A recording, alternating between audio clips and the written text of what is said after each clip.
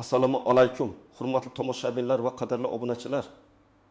Bugun sizlarga juda muhim, shoshilinch xabar bilan murojaat qilmoqchiman. Bu xabar ayniqsa siz aziz pensionerlarimiz uchun hayotiy ahamiyatga ega bo'lishi mumkin.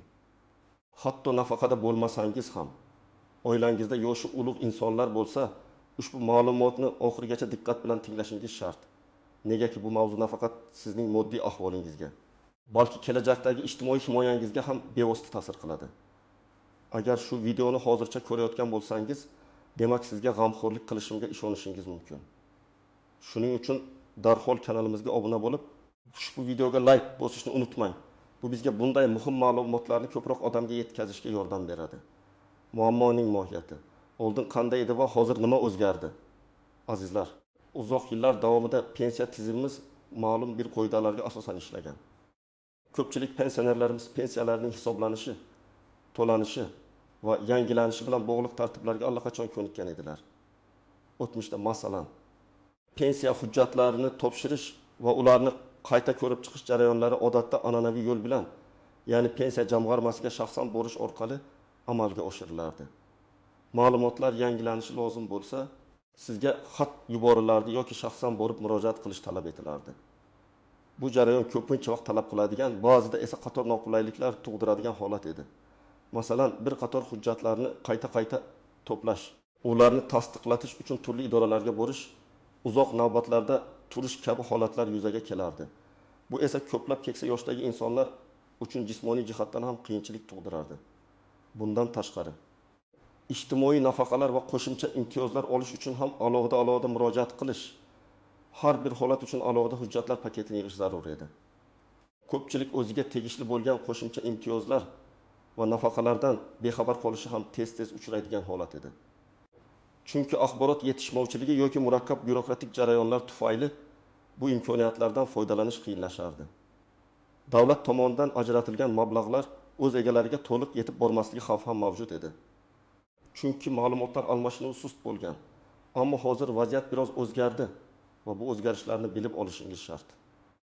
So'nggi paytlarda hukumatimiz tomonidan ijtimoiy himoya tizimni takomillashtirish, pensionerlarimizga qulaylik yaratish hamda ularning moddiy ahvolini yaxshilash maqsadida qator yangiliklar joriy etilmoqda. Ayniqsa, pensiya va nafaqalarni hisoblash, qayta hisoblash hamda ularni to'lash tartiblariga sezilarli o'zgartirishlar kiritildi. Endilikda davlat xizmatlari raqamlashtirilmoqda va ma'lumotlar bazalarining o'zaro integratsiyasi kuchaymoqda. Bu degani, turli idoralardagi sizning shaxsiy ma'lumotlaringiz, pasport, nikoh, propiska, ish staji, mulk va daromadlar to'g'risida avtomatik tarzda almashinishi mumkin. Eng muhimi shundaki, endilikda ba'zi bir qo'shimcha nafaqalar va imtiyozlar avtomatik tarzda tayinlanishi mumkin. Ammo buning uchun sizning ma'lumotlaringiz elektron bazalarda to'g'ri va to'liq aks etgan bo'lishi shart. Agar ma'lumotlaringizda eskirganlik, noto'g'rilik yoki to'liqsizlik bo'lsa, sizga tegishli bo'lishi mumkin bo'lgan yangi imtiyozlardan mahrum bo'lishingiz xavfi mavjud. Yoki aksincha, ba'zi bir to'lovlar endilikda qo'shimcha hujjatlarni talab qilishi mumkin. Bu esa ularni o'z vaqtida taqdim etmasangiz, moliyaviy yo'qotishlarga olib kelishi mumkin. Bu o'zgarishlar tizimni yanada shaffof va samarali qilishga qaratilgan bo'lsa-da, har bir pensioner bu yangiliklardan xabardor bo'lishi va o'z ma'lumotlarini tekshirishi zarur. Yangi tizim avtomatlashtirishga qaratilgan bo'lgani uchun, agar dastlabki ma'lumotlar noto'g'ri bo'lsa, avtomatlashtirilgan qaror ham noto'g'ri bo'lishi mumkin. Birinchi asosiy qism, siz bilishingiz kerak bo'lgan eng muhim jihatlar, kimlar xavotirlanishi kerak va kimlarga xavotirlanish shart emas. Bu qismni juda diqqat bilan tinglang. Chunki aynan shu yerda ko'pchilik savollarga javob topadi.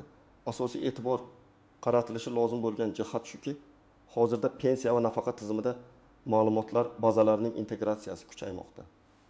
Bu degani turli davlat idoralaridagi sizning ma'lumotlaringiz, pasport ma'lumotlari, turar joy, oilaviy ahvol, ish staji, mulkchilikka oid ma'lumotlar va hokazo endilikda pensiya jamg'armasi ma'lumotlari bilan avtomatik tarzda solishtirilishi mumkin.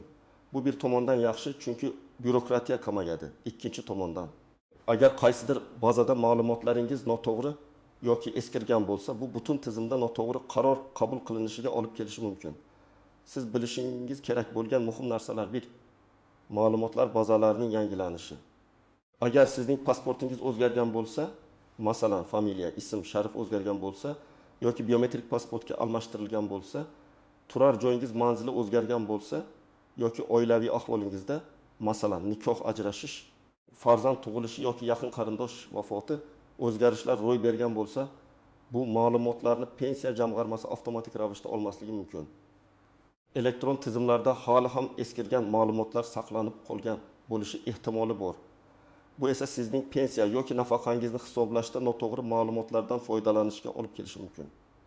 Masalan, sizning familiyangiz o'zgargan bo'lsa-da, pensiya hisobingiz eski familiyangizga bog'langan bo'lsa, yangi pasport bilan bankdan pul olishda yoki davlat xizmatlaridan foydalanishda muammolar yuzaga kelishi mumkin.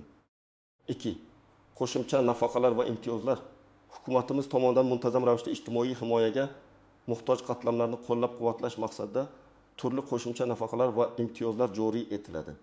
Masalan, energiya resurslari uchun kompensatsiyalar, ijtimoiy yordam pullari, bayram munosabati bilan beriladigan bir martalik to'lovlar va hokazolar. Endilikda bu turdagi ko'maklar ko'pincha arizasiz avtomatik tarzda tayinlanishi mumkin. Ammo buning uchun sizning barcha ma'lumotlaringiz, jumladan oilaviy daromadlar to'g'risidagi ma'lumotlar ham elektron tizimlarda aniq aks etishi kerak. Agar birorta muhim ma'lumot eskirgan yoki noto'g'ri bo'lsa, siz ushbu imtiyozdan chetda qolishingiz mumkin.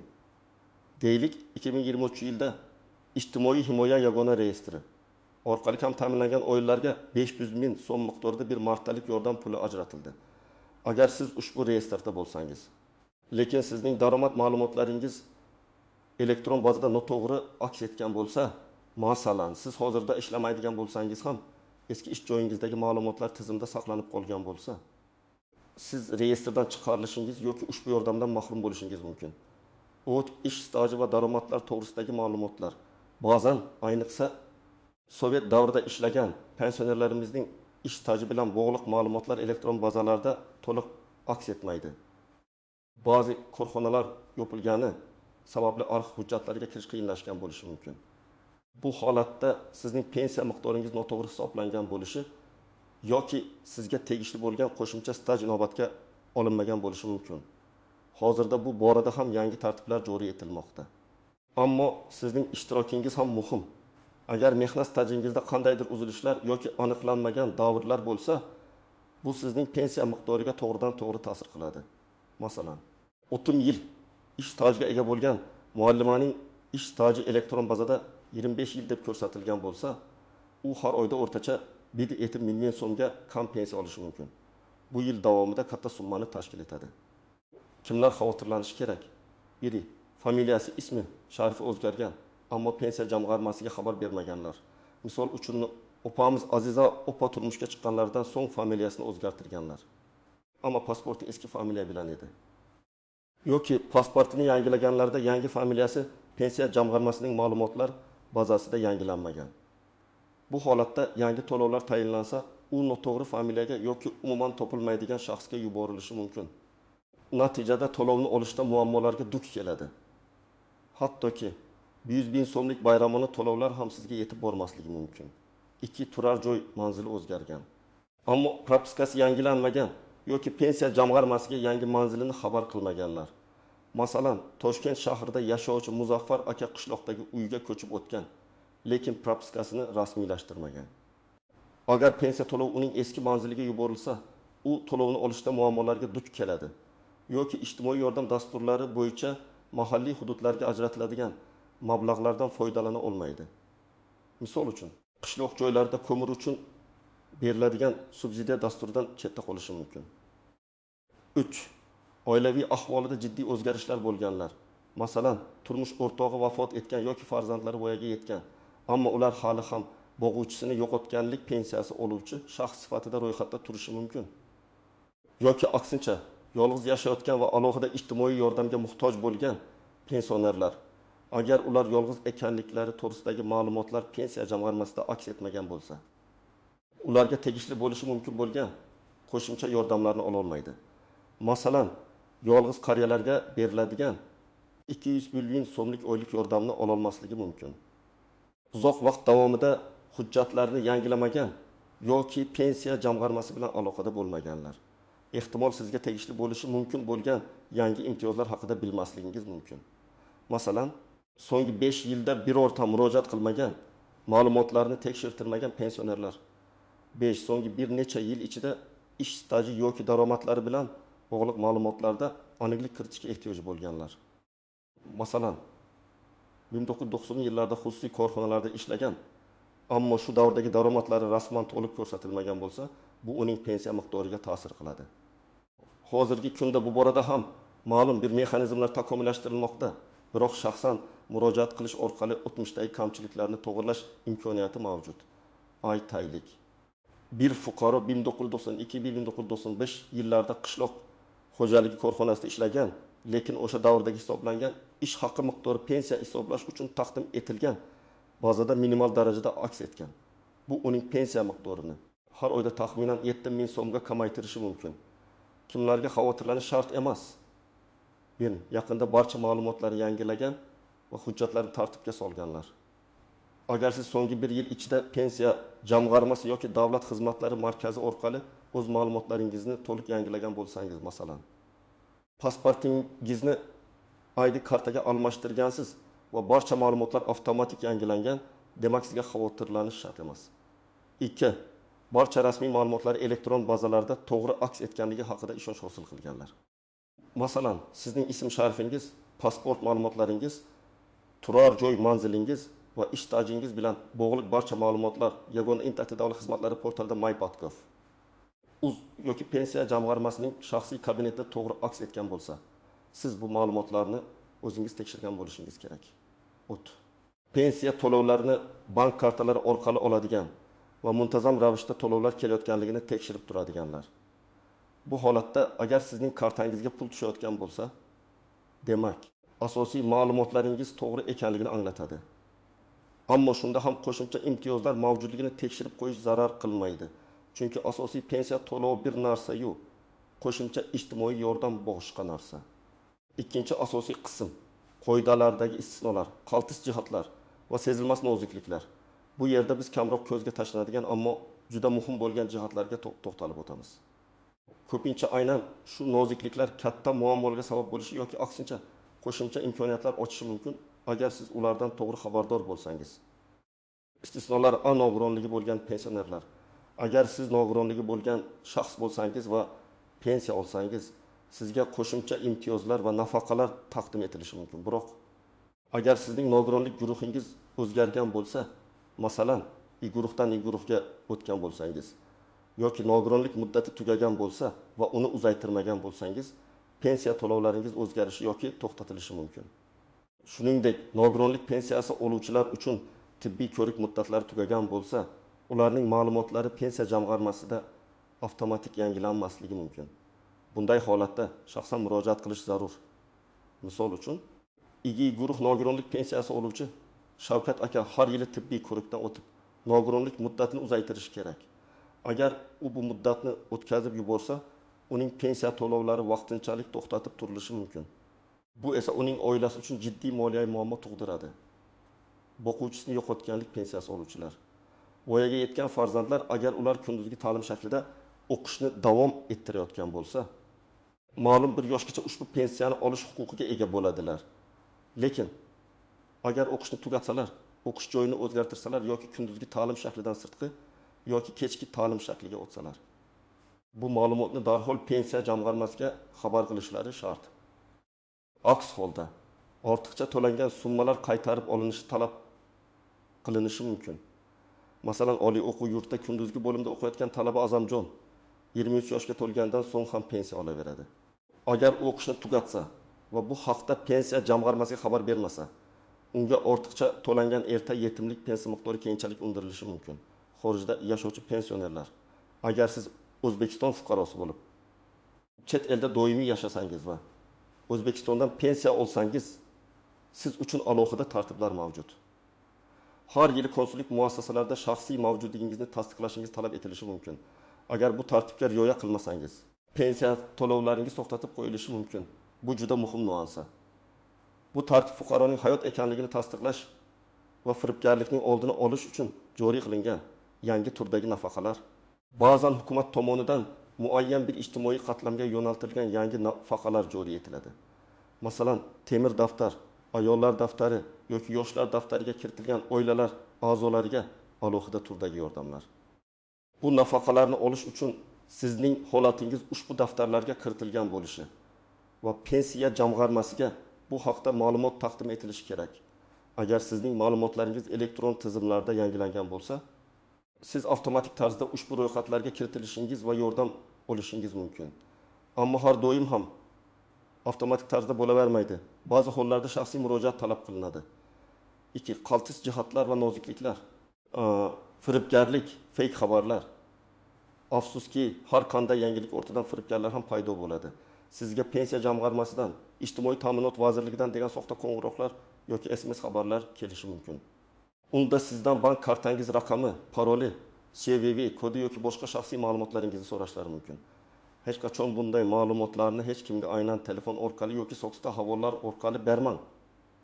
Pensiya jamg'armasi xodimlari sizdan bunday ma'lumotlarni talab qilmaydi. Agar shubha tug'ilsa, darhol pensiya jamg'armasining ishonch telefoniga murojaat qiling. Firibgarlar, masalan, yangi pensiya hisobini faollashtirish bahonasida sizdan bank kartangizning unuq xonali raqamini va telefoningizga kelgan kodni so'rashi mumkin. Bu ma'lumotlarni berishingiz bilan kartangizdagi barcha mablag'lar o'g'irlanishi mumkin. Bu juda jiddiy xavf. Axborot yetishmovchiligi. Ba'zi pensionerlarimiz qishloq joylarda yashaydi va internetga kirish imkoniyatlari cheklangan bo'lishi mumkin. Ular uchun yangiliklardan xabardor bo'lish qiyin kechadi. Shuning uchun yaqinlaringizga, farzandlaringizga va nabiralaringizga bu videoni ko'rsatib, ularni xabardor qilishlarini so'rang. Mahalliy aholi punktlaridagi postbonlar yoki mahalla faollari orqali ham axborot tarqatish muhim. Mahallaning ijtimoiy himoya bo'yicha vakillari bu borada yordam berishi mumkin. Hujjatlardagi kichik xatolar, ba'zan familiyangizda, ismingizda yoki sanalarda bitta harfning noto'g'ri yozilishi ham katta muammolarga sabab bo'lishi mumkin. Masalan, pasportdagi familiyangiz Ahmedov bo'lsa, lekin mehnat daftarchasida Ahmedov deb yozilgan bo'lsa, bu ikki hujjatni bir shaxsga tegishli ekanligini isbotlashda qo'shimcha qiyinchiliklar tug'diradi.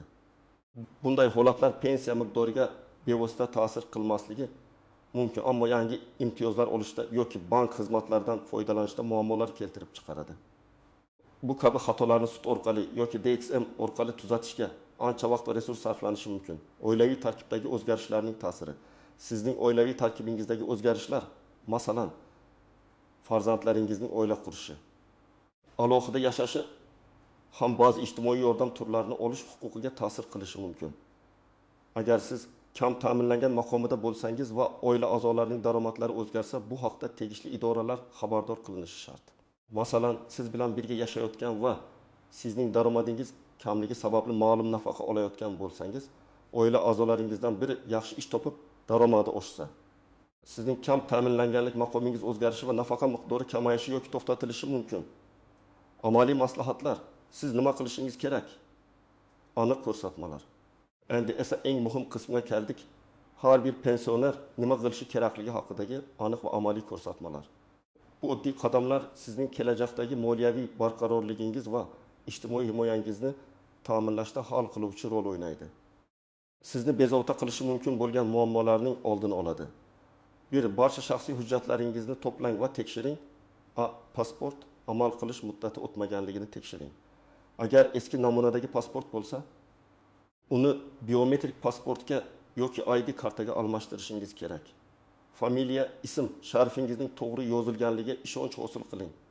Agar nikoh sababli familiyangiz o'zgargan bo'lsa, bu o'zgarishlarning barcha hujjatlaringizda pasport, nikoh guvohnomasi bir xil aks etganligiga e'tibor bering. Harf xatolari yo'qligiga ham ishonch hosil qiling. Pensiya guvohnomasi. Pensiya guvohnomangizdagi ma'lumotlar pasportingizdagilar bilan mos kelishini tekshiring. Agar farqlar bo'lsa, darhol hal qiling. Nikoh yoki ajralish guvohnomasi. Agar oilaviy ahvolingizda o'zgarishlar bo'lgan bo'lsa, tegishli guvohnomalar mavjudligiga ishonch hosil qiling. Bu hujjatlar sizning ijtimoiy holatingizni tasdiqlash uchun muhimdir. Farzandlarning tug'ilganlik guvohnomalari. Agar siz boquvchisini yo'qotganlik pensiyasi oluvchi bo'lsangiz yoki oilangizda yosh bolalar bo'lsa, ularning guvohnomalarini tekshiring. Bu ayniqsa bolalar 18 yoshga to'lganda yoki ta'limni davom ettirganda muhim. mehnat daftarchasi, ish stajingiz to'liq aks etganligiga va barcha yozuvlar tartibda ekanligiga ishonch hosil qiling. Agar eski yozuvlarda xatolar yoki o'chirilgan joylar bo'lsa, ularni to'g'rilash choralarini ko'ring. Bu sizning pensiya miqdoriga to'g'ri ta'sir qiluvchi eng muhim hujjatlardan biridir. Agar korxona yopilgan bo'lsa, arxivlardan ma'lumot olishga harakat qiling. Bank kartasi, pensiya to'lovlarini qaysi bank kartasiga olayotganingizni aniqlang. Kartangizning amal qilish muddati o'tmaganligini tekshiring. Agar muddat o'tgan bo'lsa, bankka murojaat qilib yangisini oling. Qayerga murojaat qilish kerak? Davlat xizmatlari markazlari DXM. Hozirda ko'plab pensiya bilan bog'liq xizmatlarni DXM orqali olish mumkin. Bu markazlar sizning hududingizda mavjud bo'lib, u yerda barcha kerakli ma'lumotlarni olishingiz, hujjatlaringizni tekshirtirishingiz va o'zgartirish kiritishingiz mumkin. Bu eng qulay va tezkor yo'l hisoblanadi. Sizga bir nechta hujjatni tekshirish yoki almashtirish kerak bo'lsa, DXM bir joyda barcha xizmatlarni taqdim etadi. Bu O'zbekiston Respublikasi Moliya vazirligi huzuridagi byudjetdan tashqari pensiya jamg'armasi bo'limlari. Agar sizning masalangiz DXM orqali hal bo'lmasa yoki qo'shimcha aniqliklar talab qilsa, o'zingiz yashayotgan hududdagi pensiya jamg'armasi bo'limiga shaxsan murojaat qilishingiz mumkin. Ba'zi murakkabroq ish staji bilan bog'liq masalalar, arxiv ma'lumotlarini tekshirish yoki pensiya hisoblashning nozik jihatlari aynan shu yerda ko'rib chiqiladi. Yagona interaktiv davlat xizmatlari portali MyBigUfuz. Agar siz internetdan foydalanishni bilsangiz yoki farzandlaringiz, nabiralaringiz sizga yordam bera olsa, MyTalkUfuz orqali siz o'zingizning pensiya ma'lumotlaringizni tekshirishingiz, ish stajingizni ko'rishingiz, ba'zi arizalarni onlayn topshirishingiz mumkin. Bu juda qulay va zamonaviy usul bo'lib, uydan chiqmasdan ko'plab masalalarni hal qilish imkonini beradi. Shaxsiy kabinetingiz orqali pensiya miqdori, ish staji va boshqa muhim ma'lumotlarni bir zoomda ko'rishingiz mumkin. 300. Nima deyish kerak va nimani so'rash kerak? Murojaat qilganingizda xodimga aniq qilib shunday deng: men pensiya oluvchiman va o'z pensiya ma'lumotlarimning dolzarbligini tekshirmoqchiman. Menda familiya, manzil, oilaviy ahvolimda o'zgarishlar bo'lgan edi. Bular pensiya jamg'armasi bazasida to'g'ri aks etganmi? Shuningdek, menga tegishli bo'lishi mumkin bo'lgan barcha qo'shimcha nafaqalar va imtiyozlar haqida ma'lumot bermoqchi edim. Ularni olishim uchun qanday hujjatlar kerak? Agar sizda biror bir hujjatda xatolik bo'lsa, bu xatolikni qanday qilib to'g'rilashim mumkin va buning uchun qanday hujjatlar talab qilinadi deb so'rang. Agar mehnat daftarchangizda chalkashliklar bo'lsa, mehnat stajim bilan bog'liq ma'lumotlarni aniqlashtirishim kerak. Buning uchun nima qilishim lozim deb murojaat qiling. Hamma savollaringizni birma-bir so'rashdan tortinmang. 4. Ariza yozish tartibi. Ba'zi hollarda sizdan yozma ariza talab qilinishi mumkin. Arizada o'z ism-sharifingizni, pasport ma'lumotlaringizni, turar joy manzilingizni va murojaat sababingizni aniq ko'rsating. Masalan, men ism, familiya, sharif, pasport seriyasi va raqami, turar joy manzili, pensiya hisobining ma'lumotlarini yangilashni so'rayman. Chunki o'zgarish sababini ko'rsating. Masalan, familiyam o'zgargan yoki manzilim o'zgargan. Ushbu o'zgarishlarni tasdiqlovchi hujjatlarni, masalan, nikoh guvohnomasi yoki propiska hujjati ilova qilaman. Arizani 2 nusxada yozing. Arizaning bir nusxasini o'zingizda saqlab qoling va unga qabul qilinganligi haqida belgi, shtamp yoki kirim raqami qo'ydirishni unutmang. Bu keyinchalik masalani hal qilish muddatlarini kuzatishda yordam beradi. 5. Muddatlar va nazorat. Murojaat qilganingizdan so'ng sizga beriladigan javob yoki qaror qabul qilish muddatlarini so'rab oling. Bu muddatlar qonun hujjatlarida belgilangan bo'ladi. Masalan, ariza ko'rib chiqish muddati 15 kun, qo'shimcha o'rganish talab etilganda 30 kungacha bo'lishi mumkin. Agar belgilangan muddatda javob olmasangiz, yuqori turuvchi tashkilotlarga, masalan, Moliya vazirligiga, O'zbekiston Respublikasi Prezidentining Xalq qabulxonasiga, ijtimoiy himoya agentligi murojaat qilish huquqiga egasiz. Bu sizning huquqingiz. Xulosa va yakuniy chorlov. Aziz pensionerlar va hurmatli tomoshabinlar, bugungi videomizda keltirilgan ma'lumotlar sizning hayotingizda juda muhim rol o'ynashi mumkinligini yana bir bor ta'kidlab o'tmoqchiman. Hukumatimiz tomonidan joriy etilayotgan yangiliklar, ijtimoiy himoya tizimini takomillashtirishga qaratilgan sa'y-harakatlar barchamiz uchun foydali. Ammo bu imkoniyatlardan to'liq foydalanish va hech qanday muammolarga duch kelmaslik uchun sizning shaxsiy faolligingiz juda zarur. ma'lumotlaringizni tekshirishga, eskirganlarni yangilashga bir oz vaqt ajratish orqali siz kelajakdagi ko'plab xavotirlarning oldini olgan bo'lasiz. Esda tuting. Bu sizning haqqingiz va siz bunga loyiqsiz. Har doim diqqatli bo'ling.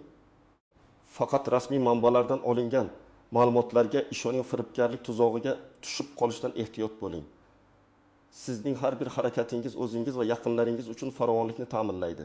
Shu bilan birga, agar sizda bu borada biron bir savol tug'ilgan bo'lsa yoki o'z shaxsiy tajribangiz bilan o'rtoqlashmoqchi bo'lsangiz, videoning ostidagi izohlar bo'limiga yozib qoldiring. Sizning savollaringiz bizga kelgusi videolar uchun mavzular topishga yordam beradi. Ushbu videoga like bosishni va kanalimizga obuna bo'lishni unutmang. Bu bizga ko'proq odamlarga yordam berish uchun motivatsiya beradi. Sog' salomat bo'ling. Keyingi videolarda ko'rishguncha xayr.